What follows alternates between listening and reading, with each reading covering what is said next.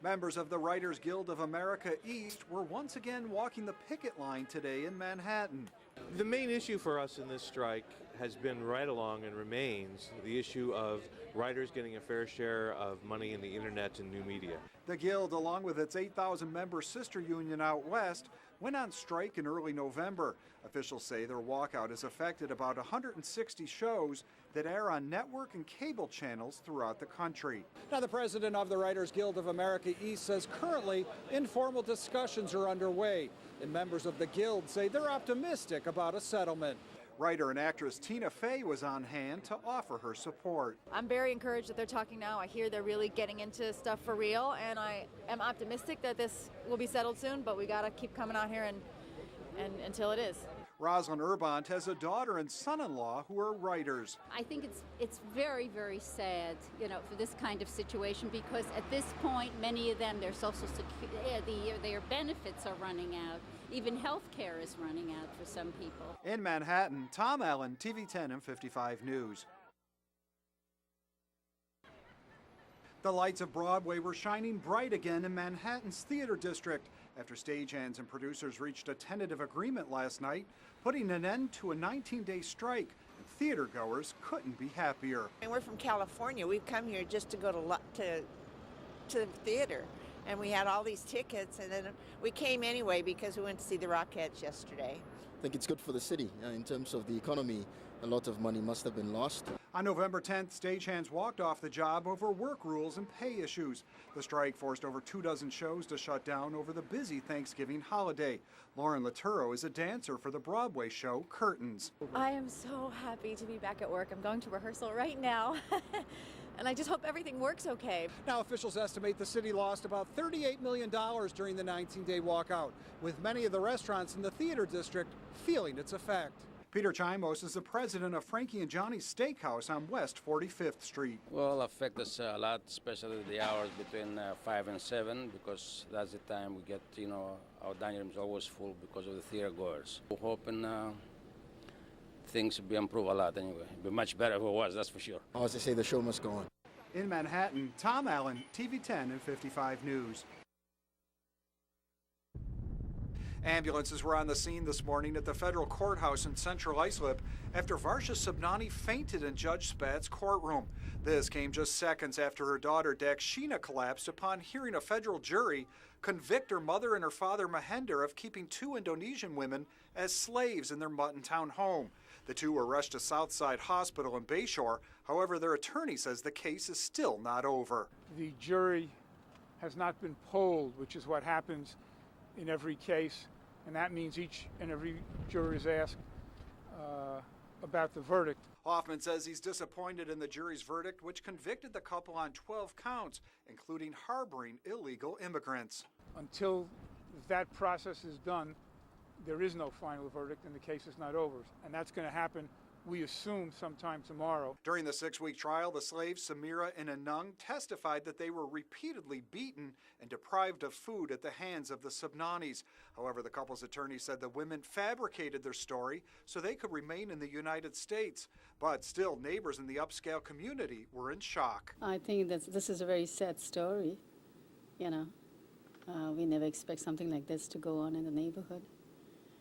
But I really feel bad for these 2 women. As he left the federal courthouse, Mahender Subnani had no comment for reporters. And after visiting his wife at Southside Hospital, he accompanied Varsha back to their Muttontown home before returning to court in the morning for the polling of the jurors. The couple is facing up to 40 years behind bars when they're sentenced. In Central Islip, Tom Allen, TV 10 and 55 News.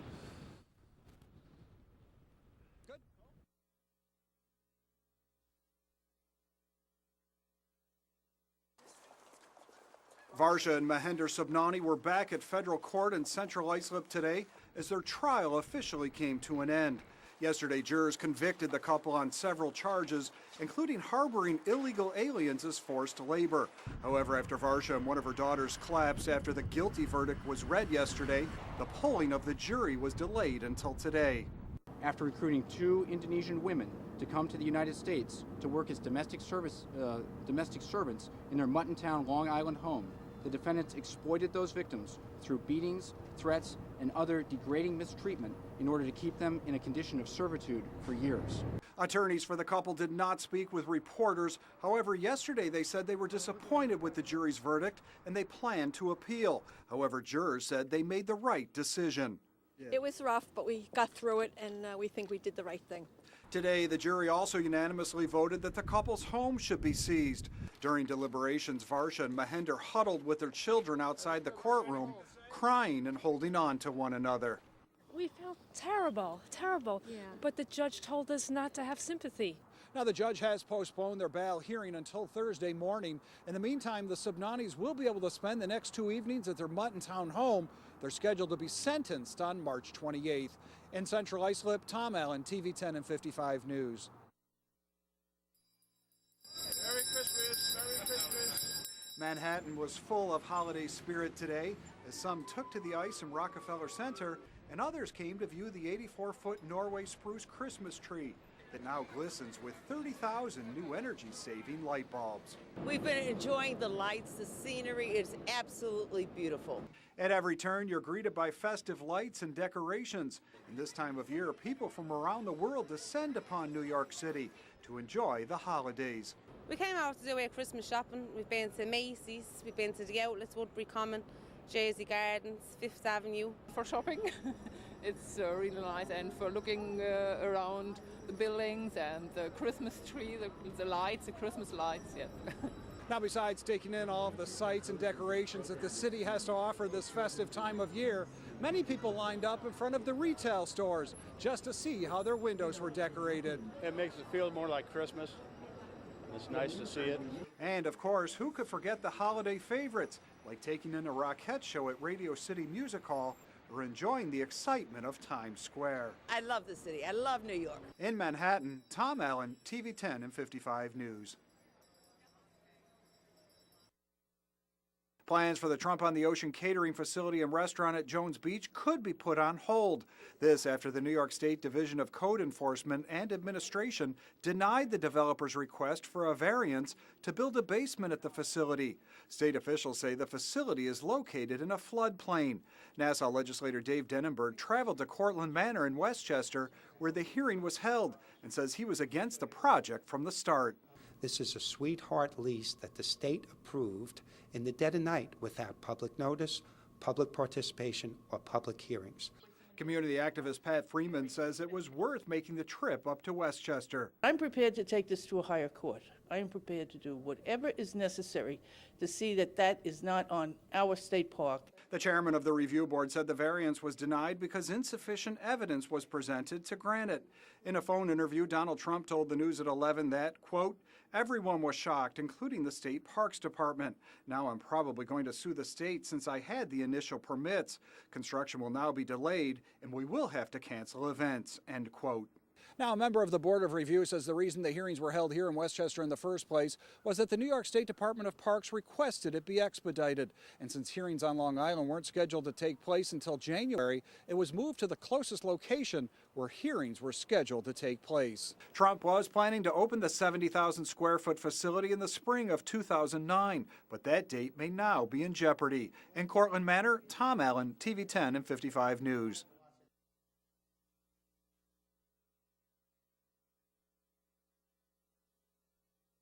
The Trump on the Ocean restaurant and catering facility at Jones Beach was dealt a major setback yesterday after a state board denied Donald Trump's request for a variance to build a basement under the facility. The developer told the News at 11 that decision could mean the site will now sit vacant, something Town of Hempstead Supervisor Kate Murray doesn't want to see happen. And so I would really, bottom line, like to see the state and Donald Trump come together, come to a resolution. The supervisor says although the town has no jurisdiction over the property, she would like to see something built there that will benefit all residents. However, environmentalists were supportive of the board's decision. We believe that the state made the right decision and did the right thing, that the law says no new basements in floodplains, and there's a reason for the law, and we support the state. Now, it wasn't only environmentalists who were glad that the variance to build the basement was denied. Some Long Islanders that we spoke to say they were against the project from the very beginning. I don't think that should be built. I think that it's going to be a very expensive place, and it's going to change the whole complexion of the area. Trump says they will now sit down and review the board's written comments and then decide how to proceed. Tom Allen, TV 10 and 55 News. One time I landed from London and I sat for 5 hours waiting for a gate, and it was horrific. Business traveler Beth Hoppe of Darien, Connecticut, knows all too well about the delays plaguing New York's John F. Kennedy International Airport. That's why today she and other travelers applauded the government's announcement to implement a series of steps to help address the problem. I am also today announcing an agreement with the airline serving JFK to cap the number of flights at between 82 and 83 an hour, depending on the time of day. The Transportation Secretary says right now there are approximately 100 flights per hour, and under this new agreement, airlines will be able to shift some of their flights to the time of day when airports have unused capacity, which would stop the overload of flights at peak times and cut down on delays. Anything that eases delays is going to be a good idea. Peter says delays at JFK are among the worst in the country and have a ripple effect throughout the nation. She also announced plans down the road to implement the cap at Newark's Liberty Airport. LaGuardia currently has flight restrictions in place. Now, as a temporary measure to ease congestion in the skies over the East Coast and to reduce delays at the New York airports, President Bush has authorized the use of military airspace during this busy holiday travel season. At JFK Airport, Tom Allen, TV 10 and 55 News. For the past 17 years, Martin Tancliffe has been behind bars in an upstate prison after a Suffolk jury convicted him of murdering his parents back in 1988.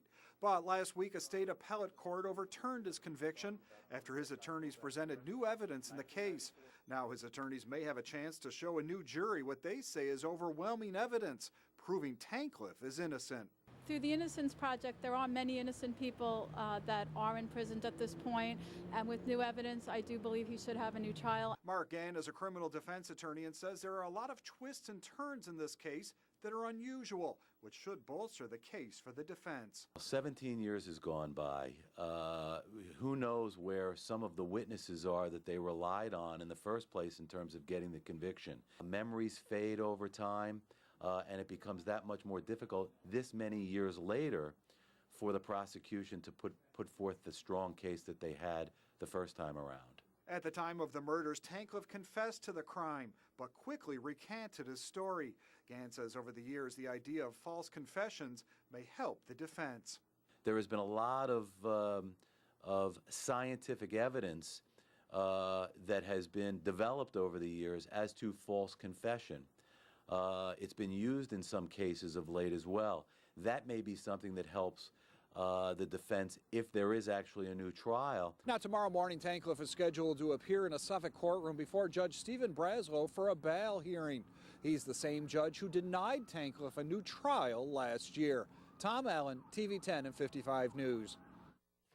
36-year-old Martin Tancliffe's first taste of freedom in 17 years came just yesterday after posting bail. Last week, an appeals court overturned his double murder conviction for the 1988 brutal killing of his parents. I think if they made a mistake, it's way past time that they rectified it. Since his release, Tancliffe is spending time with relatives in Westbury. However, today we went back to his old neighborhood in Belle Terre to see what's changed in nearly 20 years. Robert Walker is the chief constable of Belle Terre Village. The nature of the community has remained pretty much unchanged. This is a nice, quiet, residential-only village. There's no businesses in Belle Terre. So it's a quiet residential neighborhood, and we do our best to keep it that way. However, the chief says many of the people who lived in the upscale community at the time of the murders have left. Residents we spoke to say the only thing that's different is that more people live in the area. This man says Tancliffe faces some challenges if he's acquitted of the crimes. I'd have to say it would be hard to cope with to come home after 17 years of being falsely accused and falsely imprisoned. To get over that. However, since most things have not changed in the local area where Tancliffe grew up, things have evolved in the outside world, such as the cell phone and the personal computer. And if he's like most New Yorkers, there are two things he won't be able to live without. In Port Jefferson, Tom Allen, TV 10 and 55 News. Surrounded by attorneys, family members, and supporters at a press conference at Rockefeller Center in Manhattan, 36-year-old Marty Tancliffe said his road to freedom has been a long fight. For 17 and a half years, I mean, these guys will know, I wrote thousands upon thousands upon thousands of letters to retired judges to former prosecutors to politicians. I never gave up. Tankleff says since his release from prison last week, his family has brought him up to speed with the latest in technology by buying him a cell phone and setting up an email account. And now he's enjoying the simple pleasures of life. Waking up as a free man, having a cup of coffee, watching the sunrise.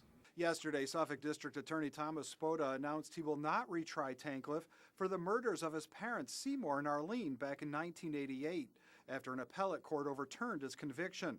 He says the charges will be formally dropped at a court conference on January 18th. While this came 20 years too late, this is a great day for Marty, for his family, for the people of Suffolk County, and a great day for justice. The Suffolk DA also announced he's asking Governor Spitzer to appoint a special prosecutor to investigate the defense's claim that those responsible for the murders include a business partner of Seymour Tankleff's. I look forward to the day when they sit in my shoes in a prison cell for 20 years.